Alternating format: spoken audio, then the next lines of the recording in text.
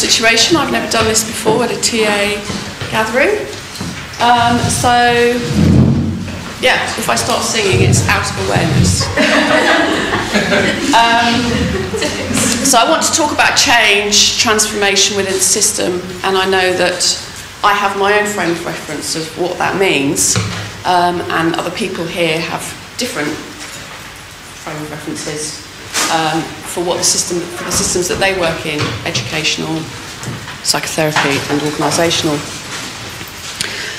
So, from the background that I come from, oops, okay, wasn't expecting that, but the clients that I work with, they have ideas about how they want to change, how they want to grow, and obviously that starts with an idea as a result of what's happening,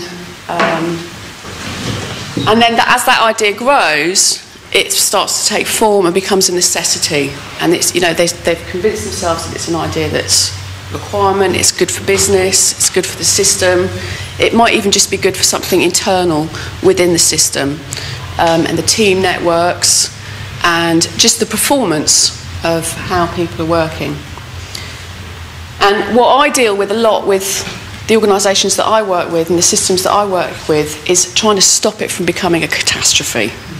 And unfortunately, sometimes it does. So when I was looking to put this together, I was thinking about what are the facts of the things that contribute to requiring the change to occur. So I look at the organisation itself. Oops. So the day-to-day realities, what are the departmental breakdowns within the system? So applying that to educational, that would also be the network of the schools, the culture of the region, and some of the requirements, the external requirements that educational body needs to adhere to. So the systems that I work with quite often are national, international, so I have to look at the geography and how people are distributed, how people get around, what are the networks that they use. So I mean, it's all pretty straightforward stuff. So team structures, the personalities within the team, where's the authority? Quite often in some of the organisations that I work with, the authority for what's driving the change isn't necessarily at the top, it's a little bit further down. And it's fed up and it's fed down. And of course, most importantly, the purpose of the organisation and the system.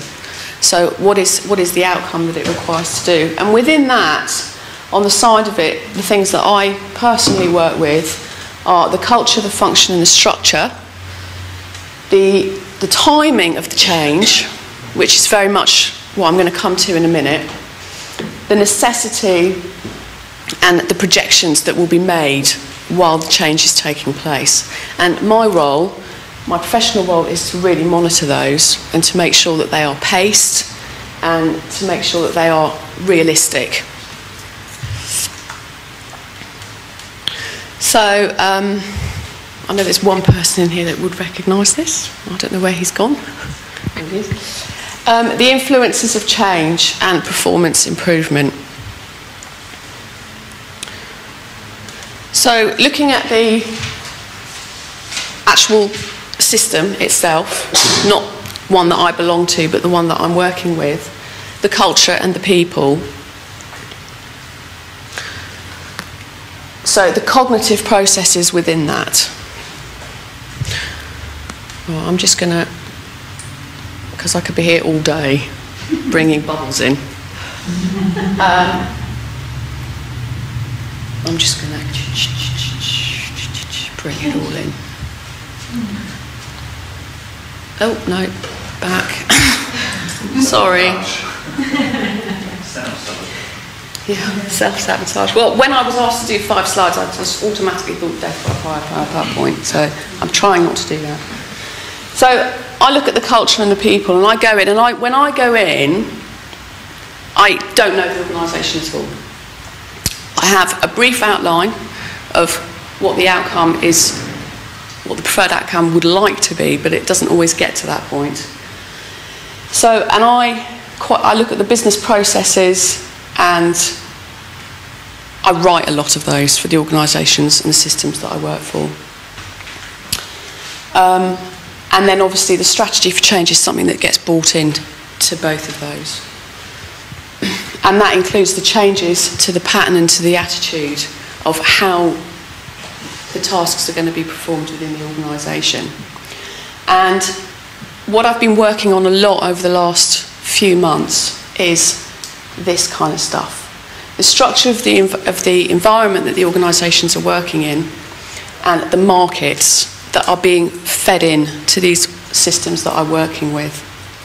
And what I've been working on a lot over the last few months is I've been working with the BBC, which is the UK broadcasting agency for television, and I've been working with an organisation in London that deals with the tube networks.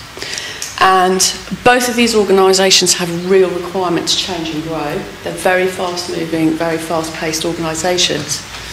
But they've had this added thing of the Olympics, where external forces, such as the police, government, and organisations that they would never normally have anything to do with, anti-terrorism, have forced them to start thinking about changes, very short-term changes that that would only impact the system for a small amount of time, but are an absolute necessity for them to be aware of and to work with.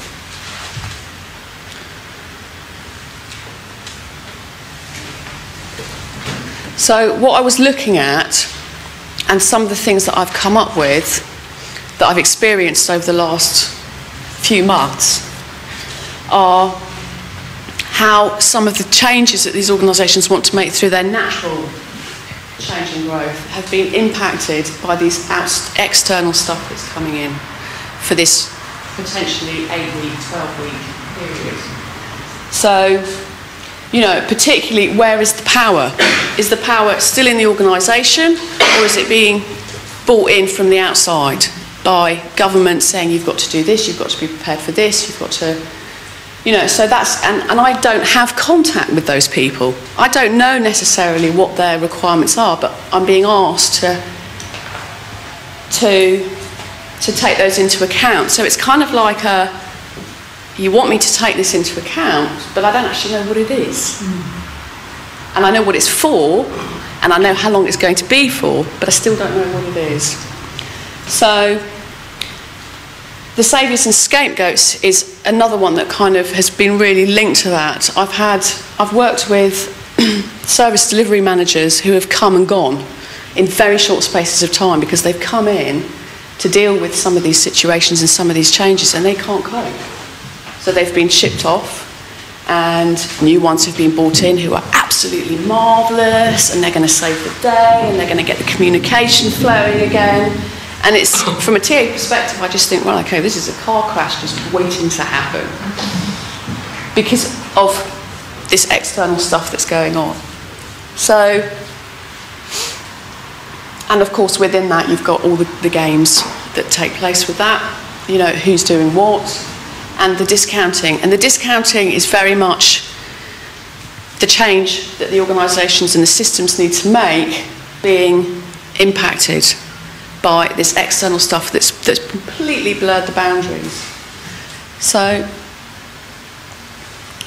what I wanted to do today was kind of look at how we as practitioners can kind of prevent this risk from getting so big.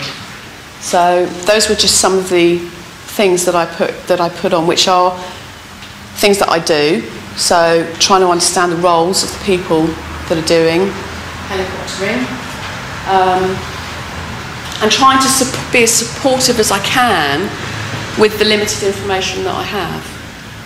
So my question to you all for your group thing is, how would you assist a organisational system where the risks involved in transformation begin to overtake the necessary urgency for change? And so what I'm saying is systems have a requirement to change, and how would we as TA practitioners overcome the risks of these external forces coming in and forcing it into a different direction, in a direction that actually the system needs to go in. Sorry.